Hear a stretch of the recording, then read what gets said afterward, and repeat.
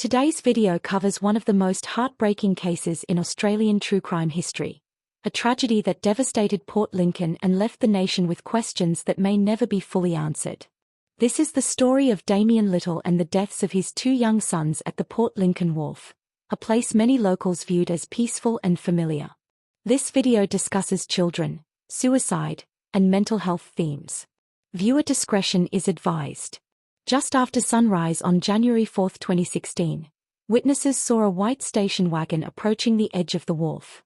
Inside was 33-year-old Damien Little, widely known in town for his involvement in local football, his friendly nature, and devotion to his sons, 4-year-old Coda and 10-month-old Hunter.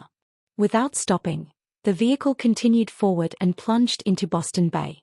Emergency crews, including police, CFS volunteers, and local marine units, responded immediately. Divers located the car in around 30 meters of water. Inside were Damien and both children. None survived. Police later confirmed several critical details. A rifle was found inside the vehicle, and autopsies revealed both children suffered gunshot wounds before the car entered the water. Investigators ruled the event a murder-suicide, shocking Australia, but hitting Port Lincoln the hardest.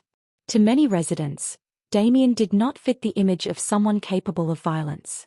He grew up locally, played football for Souths, and was described by friends as polite, helpful, and entirely dedicated to his family. This contrast made the tragedy even more incomprehensible. Police held multiple press updates urging the public not to speculate, noting that there is no evidence of outside involvement. Police stated the act was deliberate, but released no motive, emphasizing respect for surviving family members. CFS volunteers who assisted at the scene later described it as one of the most emotionally distressing events they had ever attended. As news broke, Port Lincoln entered a state of grief. Locals gathered at the wharf within hours, leaving flowers, toys, and handwritten notes. Schools brought in counselors. Sporting clubs held tributes. Community leaders told the media that the tragedy cut through the heart of the town. Many struggled to reconcile the Damien they knew with the crime that had occurred. In the days that followed, journalists searched for answers, but unlike many cases, this one had no explanation. Police confirmed only the sequence of events, not the reasons behind them. With no note, no final message, and no clear insight into Damien's mental state, the community was left with silence. During this time, Melissa Little, Damien's wife and the mother of Coda and Hunter, released one of the most powerful and heartbreaking public statements. Through police and later through her church, she described her boys as beautiful, joyful, and deeply loved. She thanked the community for its support and asked for privacy as she grieved. Her words were rooted in faith, expressing that her sons were now in God's care.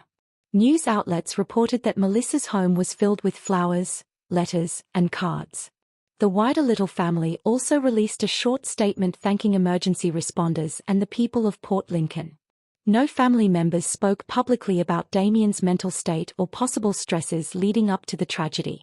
In a later message shared through her church community, Melissa spoke about forgiveness, healing, and the importance of mental health awareness.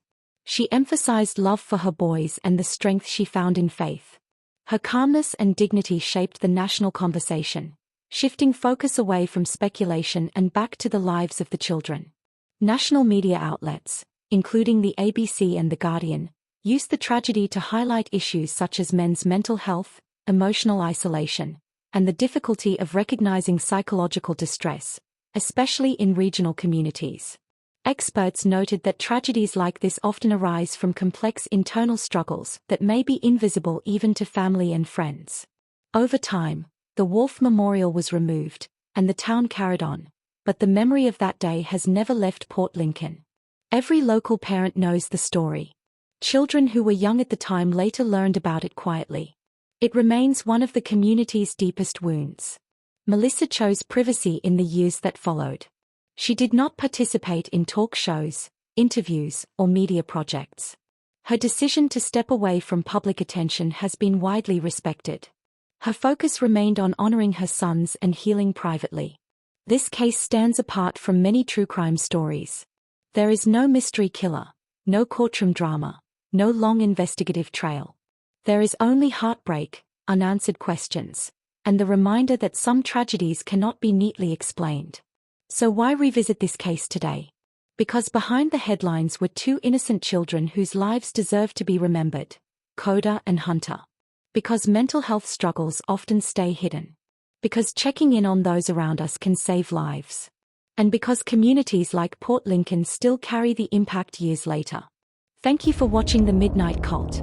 Please like and subscribe to stay up to date on my latest crime videos.